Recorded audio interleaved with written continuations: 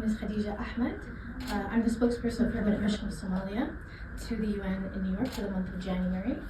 It is my pleasure to be available for media relations throughout this month of January 2026, during which Somalia assumes the presidency of the United Nations Security Council.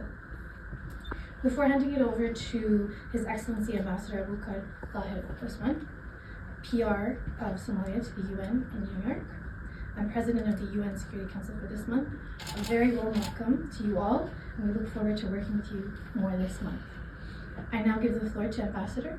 Mr. President, the floor is yours. Thank you, Khadija. Good afternoon, members of the press, ladies and gentlemen. It's an honor to be with you today at this press conference as the President of the United Nations Security Council for the month of January 2026. Somalia has strived to be a voice of reason, a bridge builder, and principled advocate for the respect for the international law, adherence to the UN Charter, the protection of civilians, and a peaceful settlement of disputes.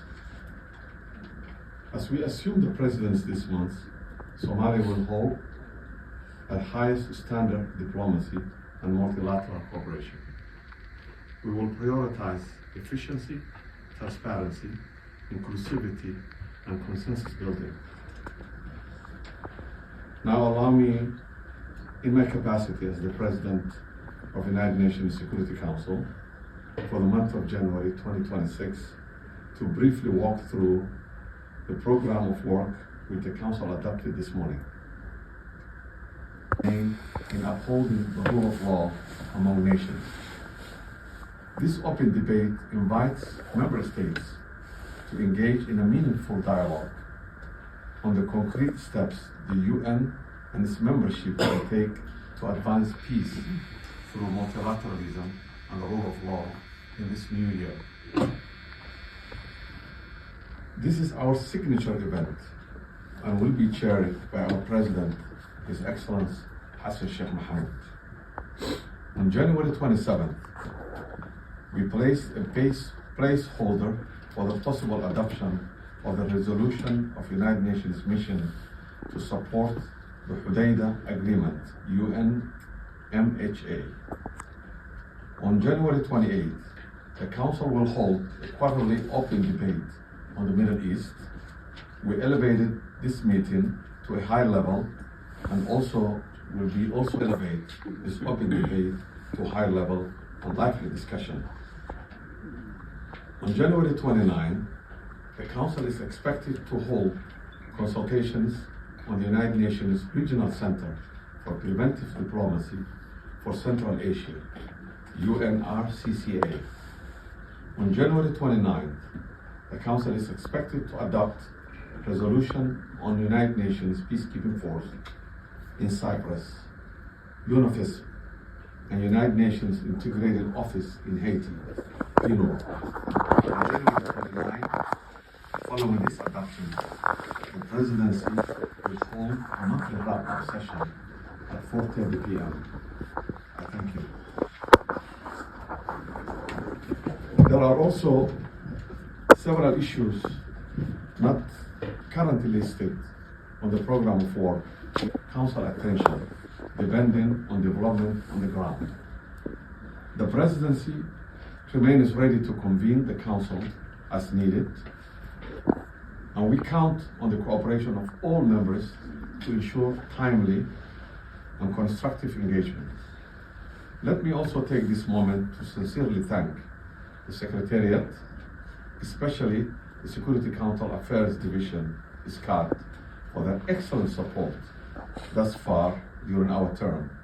Our Presidency will greatly benefit from their continued support.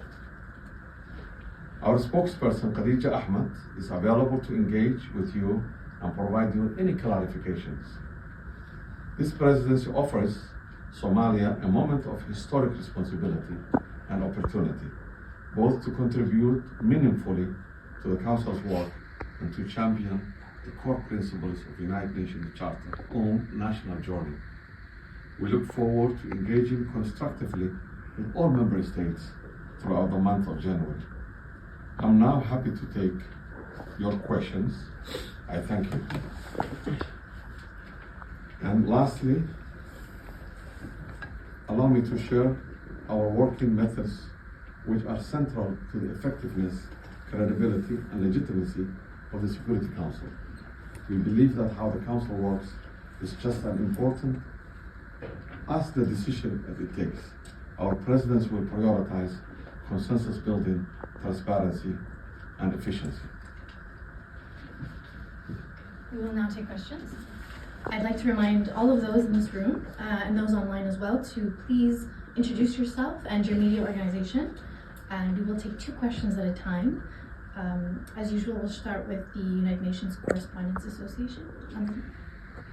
Anything to keep the issue on the program of the Security Council during your presidency. Thank you. Thank you very much. We'll take 1 more question.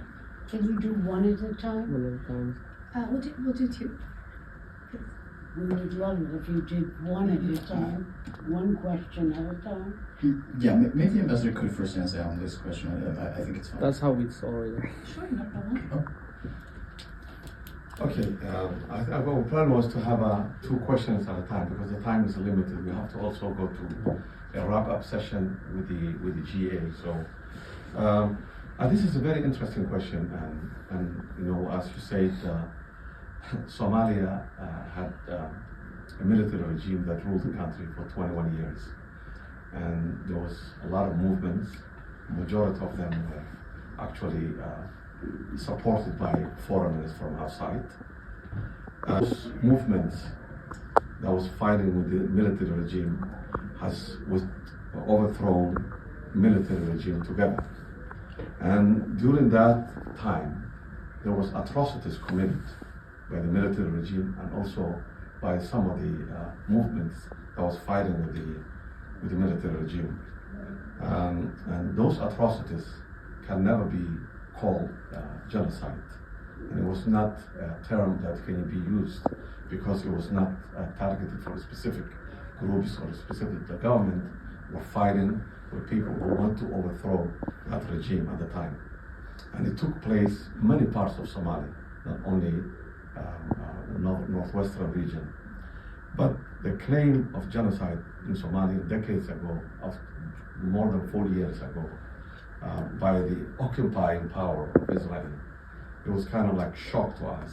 And it's an attempt to distract what the occupying force are doing in the occupied land of Palestine, from ongoing occupations, killing innocent people, displacement, you know, the illegal settlements, all these things, starvations, deliberately starving civilians, and all these things. I think this tactic was used to divert the world focus from the real issues that is taking place in the occupied territory of Palestine.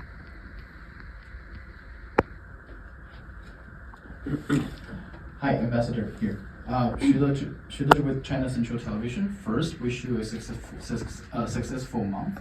My question is actually a follow-up on Emily's question. We know that a couple of days ago, the Security Council held a meeting on the problem with the question of Somaliland, and in the council, they expressed their opposition of the recognition.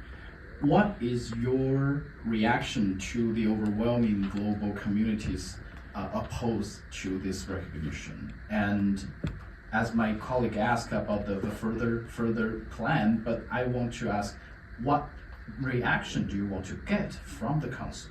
How to cancel or reverse the decision of the Israeli government? Thank you. Well, thank you again for following up this question. And I think one thing I have to make it very clear, you know, atrocities took place during the military regime and during the time there was a fighting between these things. And my government, the current government in power, was trying, and even the previous governments were trying to reconcile these issues and come up with some kind of address the atrocities that took place in many parts, specifically the place in the northwestern region of Somalia. But the idea of recognizing part of Somalia, I think we believe it was a calculated effort by the Israelis occupying force to distract the world, and we really appreciate when you see the not only the members of the Security Council, which overwhelmingly, or not overwhelmingly, all of them supported the sovereignty and territorial integrity of Somalia, and we really appreciate this. But the way I see it is, this was designed specifically to distract. But the government is willing, and there is representatives from that region, from the Northwest region, that are in the government, and that are serving in the federal parliament, and that are serving the upper house of the parliament. And there is a discussion was going on before even this thing, because I participated a dialogue between the Somaliland and Somalia that took place in 2012, 2013, 2014, and this was something that was ongoing, but was never question of sovereignty or territorial integrity of Somalia was any country that recognized or at least thought about this. But there's the idea even in Somaliland. Somaliland no longer exists. Somaliland was, when we got independence, was two regions, Northeast and Northwest region. And Northeast, which is about 45% of the territory, and 45% of probably the population, if it's not more, are also part of the federal government of Somalia region. Part of that Northwest region, which borders toward Djibouti, are also trying to say that they don't want to be part of secessionist group. This is basically, it's not a problem of sovereignty or territorial integrity. It's a small group that want to succeed, and secessionist group from this. But again, as I said, the government, even though this exists, the government is trying to come up with some kind of dialogue and open a dialogue and see how best, without any military offense or without all these things, to solve the problem that, if there is a problem that is saying that it exists, how to react and support on this kind of thing. So I don't know any more answer, but I think we have region in the government, and there is a dialogue already go before even these things. Thank you, Ambassador. It's Georgia Garangiotti from Athens and Cyprus news agencies. I'm wishing you good luck on your presidency. Do you expect a consensus on the renewal of Cyprus mission mandate? I mean, do you expect a smooth process? Thank you.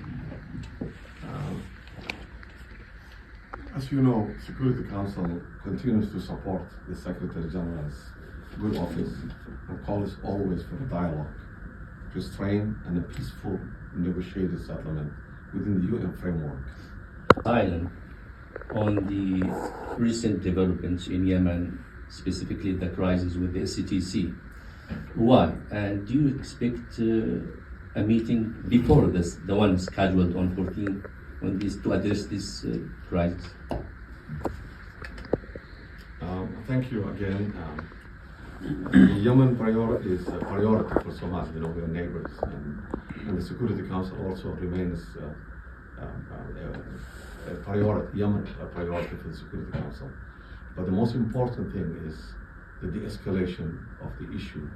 I think that's very critical, not only for Yemen only, but also for the whole region, and also the protection of civilians and the humanitarian support of the humanitarian needs that the people of Yemen needs, but also support on sustainable ensuring the safety also of the UN is very critical because of the some of the arrests that was made by the Houthis on some UN employee. That has also impacted on the humanitarian, but we are trying our best to come up with some way to provide the humanitarian needs that's there and prevent famine or the escalation of the escalation of the problem of Yemen. And we remain concerned. Recent development of the STC, but there's still dialogue going on, and we are waiting a report from the Secretariat, from the SRSG, of the Special Envoy of the Secretary General of Yemen. So, Thank you, Farnoosh Jamiri with the Associated Press. Thanks for having this press conference. I wanted to follow up on some of the Somaliland stuff, most specifically because your president has said that Israel's recognition of this was connected to Somalia or Somaliland taking Gazans who are being, some say forcibly removed from Gaza as the reconstruction and rehabilitation of the Strip happens. Can you confirm that that is something that you guys have agreed to? And then secondly, I want to get your reaction to a onslaught of anti-Somali rhetoric that has been going on in the U.S., most specifically from the President of the United States, and some of the rhetoric and even violent threats against Somali Americans in the U.S. Thank you. The first part of what Israelis' goal is, I think they did not make it. It's not even secret. They want to export the Palestinians from Gaza to any country that accepts. And I think one of the conditions, probably the recognition of Somaliland. We can't even call Somaliland anymore because one region of that is already part of Somalia. So we have to call it the northwest region of Somalia. And I think there was a report that the secretly accepted 1.5 million Palestinians from Gaza to be deported and exported to Somaliland. And that is unacceptable. Accept a single forced Palestinian to a land, Somaliland, wherever it is. So I think this idea, this whole thing is destruction of try to eliminate the Palestinians from Gaza and also distract the world on focusing on the atrocities that is taking place in Gaza and the West Bank. Sorry, my second. Thank you. Do you have a second? All of them. Regarding the, I think if you look into the rhetoric that's going on the social media, it's something way far beyond what the reality is. And if you have seen the report that came from the governor of Minnesota, cities in Minnesota and Ohio and many parts of in Maine, and you have seen like Somali Americans that are really successful. Some of them are mayors. There's a city in Maine that's a young Somali lady that's elected mayor. And in Minnesota, Ilhan Omar was elected. And we have many other elected officials. Not only that, Somalis are known as entrepreneurs. Wherever they go, they are business oriented. And they have a lot of businesses and successful businesses. So to me, it's something like, it's just again a way to distract the things. So I don't see any problems on this issue.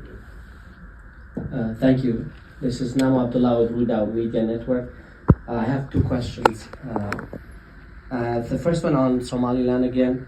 I wonder why you are opposed to the right of self-determination for the people of Somaliland. What makes them different from other peoples who have achieved that right? And the second question on Syria. Do you plan to have sessions on Syria? And where does your country stand on the efforts to build an inclusive government in Syria, including Kurds, Arabs, and other communities? Thank you. The issue of Somaliland secessionist group is not something that they are part of Somalia.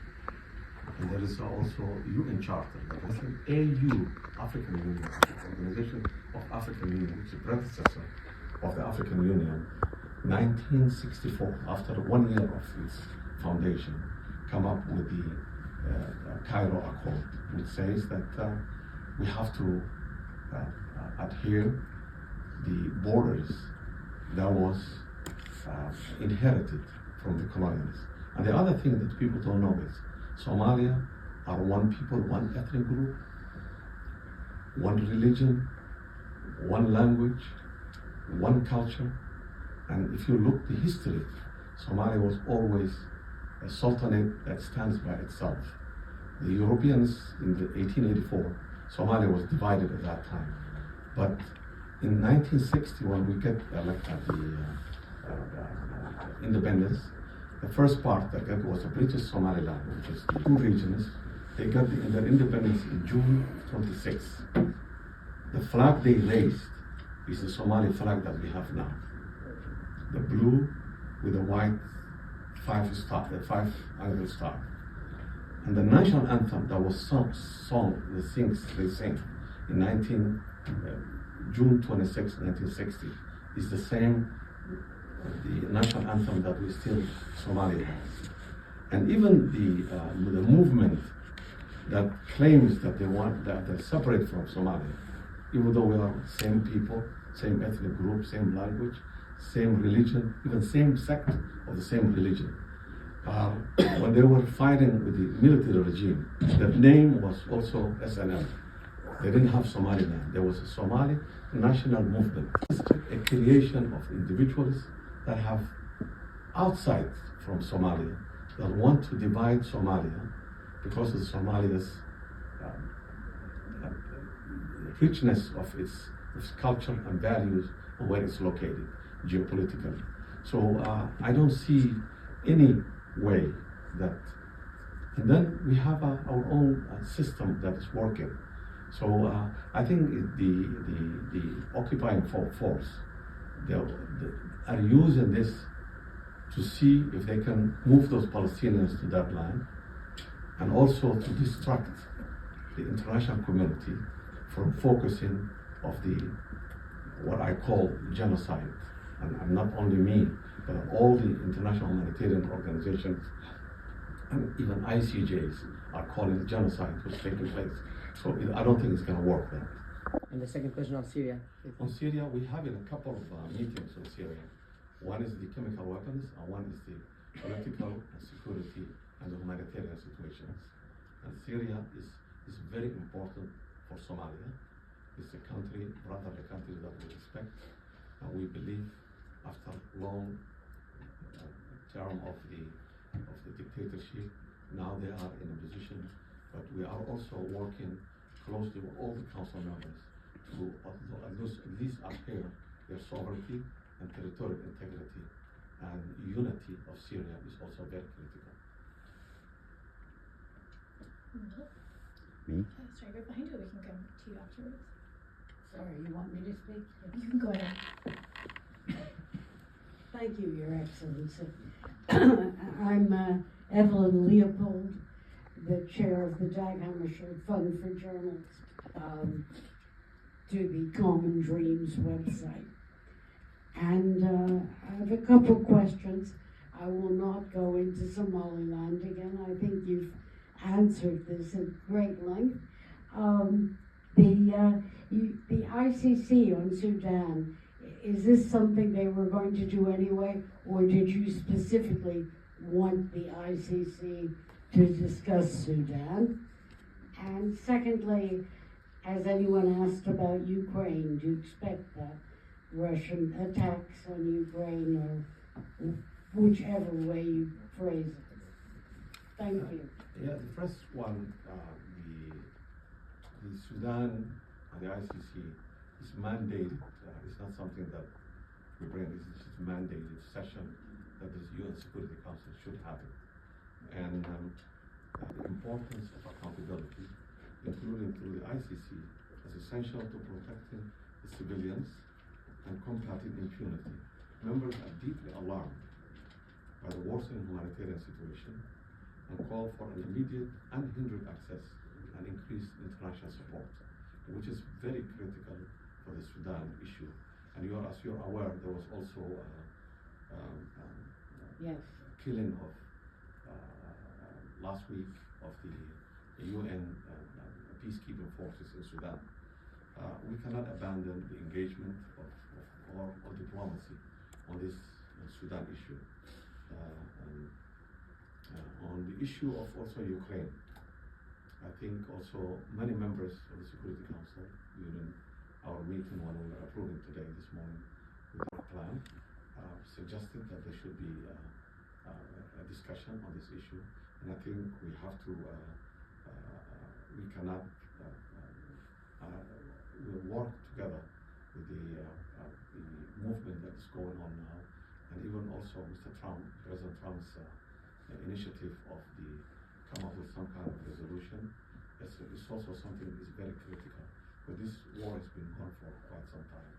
But we hope that it will be some kind of resolution that was agreed by the all 15 members of the Security Council to come to a resolution for the Ukraine issue.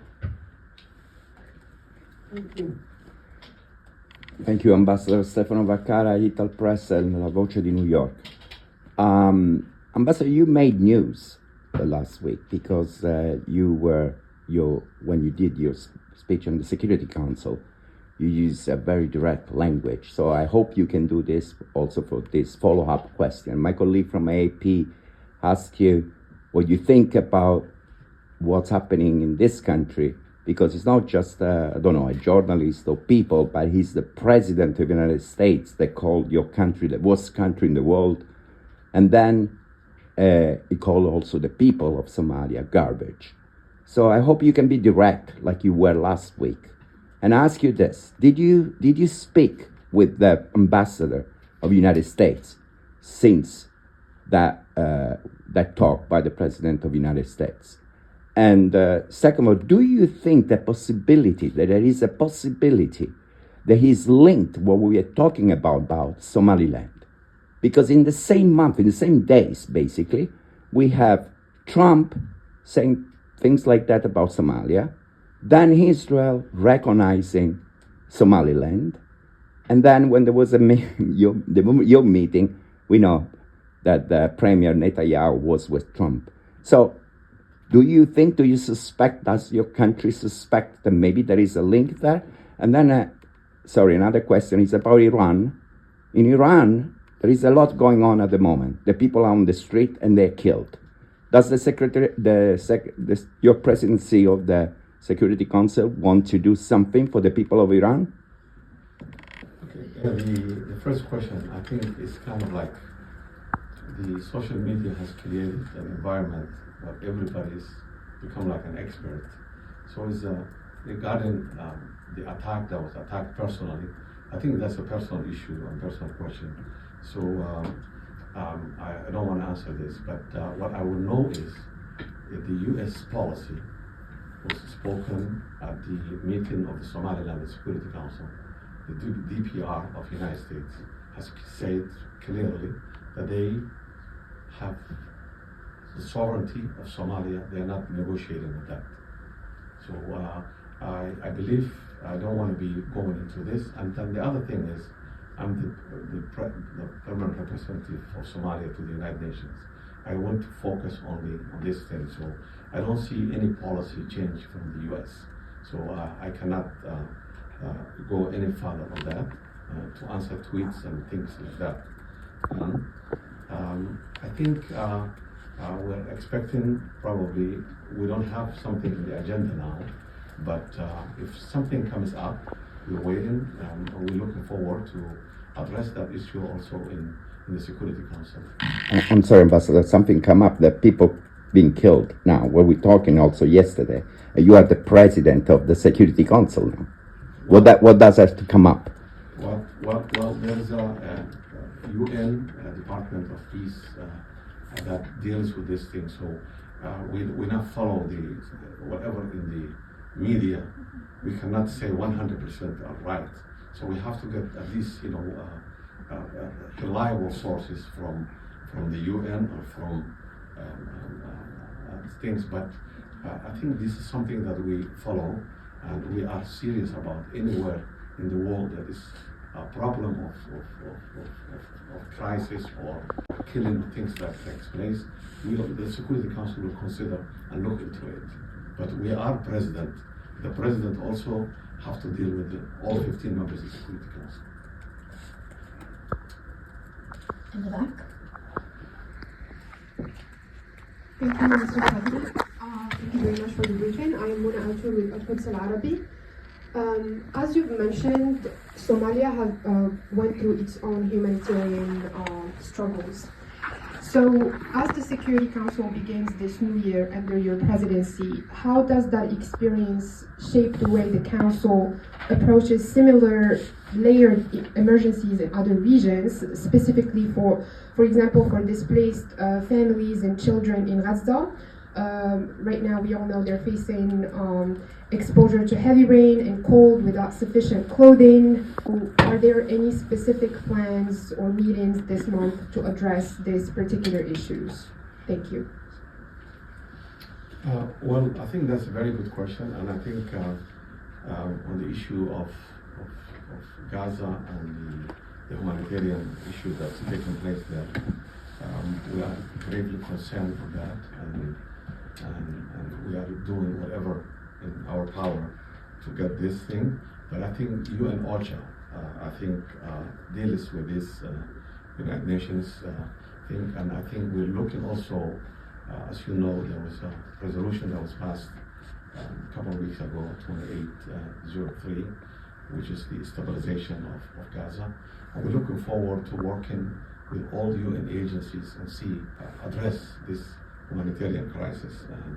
And you know that there was also issue with UNRWA, and we are addressing that also in the Security Council to make UNRWA is something that we cannot negotiate against, and the overwhelming majority of the Security Council agree with our position that UNRWA is very critical in addressing the humanitarian situation, not only in Gaza but also in the West Bank.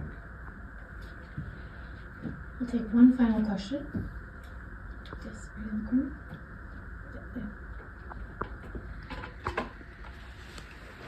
Thank you so much, Khadija. Thank you so much, Ambassador. This is Alex with Real Novosti News Stations, and good luck this month. I have a follow-up on Stephanos' question. How would you assess right now your current relationship between Somalia and the United States? Because in light of these statements and rhetoric from the US officials, did it have any impact on your relationship here at the United Nations? I'll be frank with you, I don't think it has any impact. And the United States and Somali government are working together in fighting a terrorist organization called Al-Shabaab. And the US is one of the countries that are really helping Somalia in not only in training, but also supplying weapons and sharing intelligence with fighting with Al-Shabaab. So I don't see any difference in terms of policy. And we also have a very good relation with the US mission here in New York. Thank you so much this afternoon. We look forward to continuing this dialogue throughout the month, and thank you for attending.